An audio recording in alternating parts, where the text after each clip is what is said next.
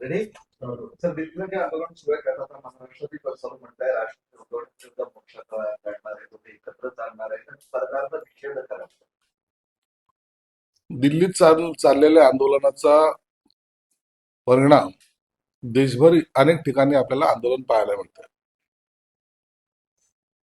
राजसाहेब आणि उद्धव साहेब सुद्धा मुंबईला मोर्चा काढतायत.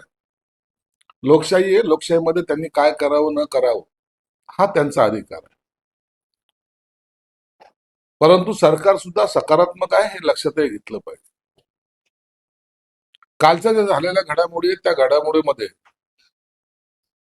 विद्यार्थ्यांवरती गुन्हे मागे घेणे, त्यांना सहकार्य करणे, चर्चेसाठी निमंत्रण देणे, या सगळ्या आता एक एक स्टेप मला वाटतं सरकारने सुद्धा या आंदोलनाला गांभीर्याने घेतलेलंच आहे. म्हणून ह्या एक दोन दिवसामध्ये मोठ्या काही घडामोडी या आंदोलनाबाबत होतील असं आता तरी सध्या दिसतंय.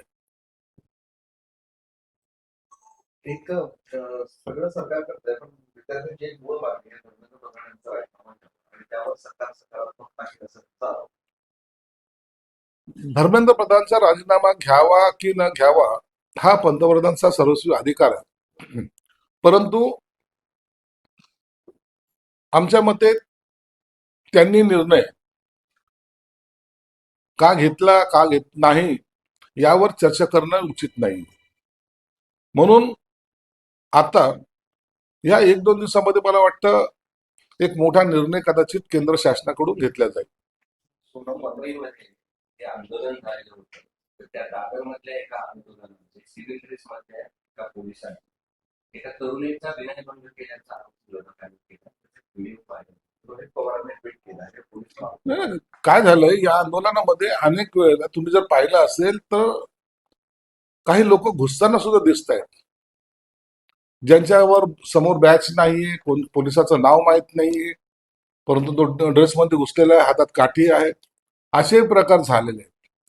आंदोलन भडकवणं किंवा आंदोलनामध्ये वेगळी दिशा देणं हे काही समाजकंटक हे काम करत आहेत. आणि म्हणून आंदोलकांनी सतर्क राहिलं पाहिजे. आता उद्याचा मोर्चा राज ठाकरेंचा आहे, त्यांनी सुद्धा सांगितलं की असे जर कोणी घुसताना दिसले तर आम्ही त्याला झोडपून काढू. भूमिका त्यासाठी घ्यावी लागते की हे काही बोगस लोक जे आंदोलनामध्ये घुसतात आणि आंदोलन पेटवण्याचा किंवा आंदोलनामध्ये विद्यार्थ्यांवर लाठीचार्ज करण्याचा किंवा आणखी काही करण्याचा जेव्हा जेव्हा प्रयत्न होतो त्या टायमाला याचा सर्व परिणाम हा एका आंदोलनावरच नाही तर तो सर्व महाराष्ट्रात नाही देशभरात होत असतो. म्हणून आता सतर्क राहण्याची ही वेळ आहे. तुमचं मत आहे ते पोलिसांना कदाचित नसू शकेल ना, आता आलंय पोलीस तर असेल तर निश्चित आहे, परंतु ज्या पद्धतीने त्याने हे केलेलं आहे त्याच्यावर गुन्हा हा दाखल झाला पाहिजे, काही हरकत नाहीये. कालचं प्रकरण जे पाहिलं ते सुद्धा असंच गांभीर्याने घेण्यासारखं होतं. 50 ग्रामची पुढे खिशात टाकतो आणि तुला कायमचं जेलमध्ये पाठवतो, हे काय हुकुमशाही चालली काय? म्हणून मुख्यमंत्र्यांनी सुद्धा त्याच्यावर कडक भूमिका घेतली, तातडीने त्याला निलंबित केलं. हे आंदोलन विद्यार्थ्यांचं आहे, त्या विद्यार्थ्याच्या आंदोलनाला सहानुभूतीपूर्वकच आम्ही सर्वांनी पाहिलं पाहिजे आणि योग्य तो मार्ग काढला पाहिजे. ह्या सर्वांची भूमिका आहे, कोणा एका पक्षाची नाहीये. म्हणून ह्या आंदोलनाकडे राजकीय अँगल आम्ही कधीच पाहत नाहीये. त्यांच्या हिताचं जे काही होईल ते करण्याचा प्रयत्न निश्चित मला वाटतं केंद्र सरकार करेल. संजय राऊत यांनी घातली त्यासमोर नरेंद्र मोदी भयभीत आहेत. मोदींनी देशाला संपर्क करायची वेळ 8 वाजता असते तर आपण 12 वाजता बातमीवर 8 ते 12 वाजेपर्यंत मोदी भयभीत. संजय राऊत हा मूर्खासारखं बोलतो, त्याला काय आहे का काही? देशाचा पंतप्रधान 8 ते 12 भयभीत होता, मग हा काय त्याच्या पाय चेपत होता का? हा तर काही जादू नंतर बंगाची जादू त्याच्यावर करत होता? काही बेस नसलेले विधान करणं हा संजय राऊतचा म्हणजे व्यवसाय म्हणण्यापेक्षा धंदा झालेला आहे. म्हणून आम्ही त्याचे केलेल्या वक्तव्याकडे गांभीर्याने कोणीच घेत नाही. ते असंही म्हणतात की सोनम वांगचुकची मध्यरात्री उपोषण करण्याची गरज नव्हती. त्यांनी सर्वांसमोर उपोषण सोडायला पाहिजे होतं. त्यांनी उपोषण सोडलं तरी देशात आंदोलन सुरू होतं. त्यांनी उपोषण कधी सोडावं न सोडावं, उपोषण बसलेल्याला कळतं ना. आणि तुम्ही कोण ठरवणार आहे काय कधी काय झालं पाहिजे? तुमचा आणि त्यांचा काय संबंध आहे? 4 दिवस तुम्ही उपोषणावर बसून बघा ना, कळेल ना तुम्हाला. दालाआटीचा सगळा भाव कळेल ना. इतरांना ज्ञान देण्यापेक्षा स्वतः काय तुम्हाला मदत करता येईल ते करा, नसता टीका करू नका. चित्र एनसीपीच्या विलीनीकरणात माहिती सम्राट पक्ष नेतृत्वावर जे विलीनीकरण प्रकट आहे सुनेत्रा पाक यांनी ते विलीनीकरणाला सुद्धा माहिती शरद पवार साहेबांची गेल्या आठवड्यामध्ये पंतप्रधानांशी भेट झाली, त्याच्यामध्ये काय चर्चा झाली त्या त्यांनाच माहिती आहे.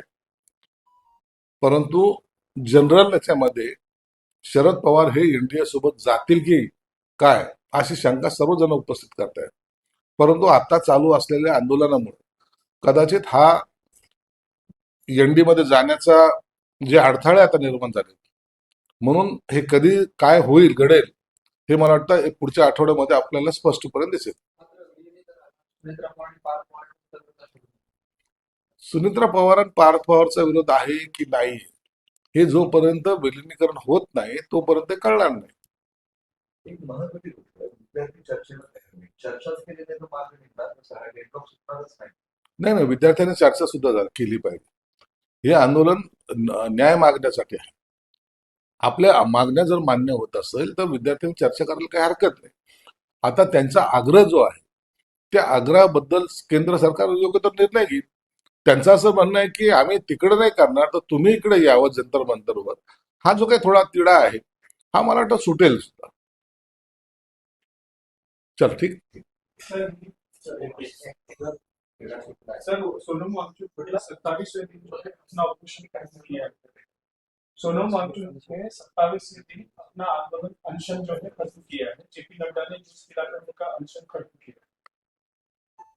वांगचुक साहब ने जो आंदोलन 27 दिन किया उसके बारे में कल जेपी नड्डा साहब जो जाके उनसे सभी तरीके की बातचीत शायद उन्होंने की होगी, चर्चा की होगी और उसका समाधान मिलने के बाद ही वांगचुक साहब ने अपना अनशन पीछे लिया है.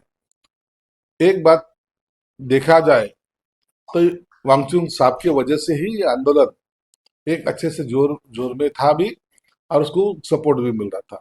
लेकिन जो मुद्दे है, जो अगर बातचीत से छूटते हैं तो अनशन वापस लेना कोई गैर नहीं है और वही काम वांगचुक साहब ने किया है. लेकिन वांगचुक कह रहे हैं कि मैंने ये अनशन जो है हिंसा की आशंका के कारण ये फैसला लिया है इस आंदोलन को। जरूर है, आंदोलन में जो हिंसा ही हो रही है, जो पत्थरबाजी हो रही है, कोई किसी का अलग अलग तरीके की जो खबरें आ रही है वो खबरें देखते हुए ये आंदोलन कोई और मोड़ के ऊपर न जाए ये सोचते हुए वांगचुक साहब ने अपना अनशन पीछे लिया है. पीएम ने रात को 12 बजे छात्रों के लिए एक वीडियो संदेश दिया है जिसमें उन्होंने कहा है कि पेपर लीक होने पर कैबिनेट में सख्त फैसला लिया जाएगा। जल्द ही बिल पास करवाएंगे इसलिए। पीएम मोदी साहब ने जो भी फैसला लेना है एक्चुअली वो कैबिनेट में ही लेंगे, या तो अधिवेशन अभी चल रहा है वो इस सत्र में वो बोलेंगे जरूर. विद्यार्थी के हित के लिए कोई भी सरकार, कोई भी नेता पीछे जाना नहीं चाहता, उनको सपोर्ट करना चाहता है. इसलिए मोदी साहब ने भी उनसे बातचीत करते हुए यही आश्वस्त किया है कि हम तुम्हारे साथ में हैं, हम तुम्हारे सब समस्या सुलझाने की कोशिश करेंगे. लेकिन अभिजीत ने इस वीडियो को देखते हुए कहा है कि हमारी मांग धर्मेंद्र प्रधान का इस्तीफा है। जब तक इस्तीफा नहीं मिलेगा तब तक हम आंदोलन खत्म नहीं करेंगे। अब देखो ये आंदोलन है, अब इसमें क्या क्या होता है ये देखना पड़ेगा, लेकिन मुझे लगता है एक अच्छा सा रास्ता जरूर निकलेगा.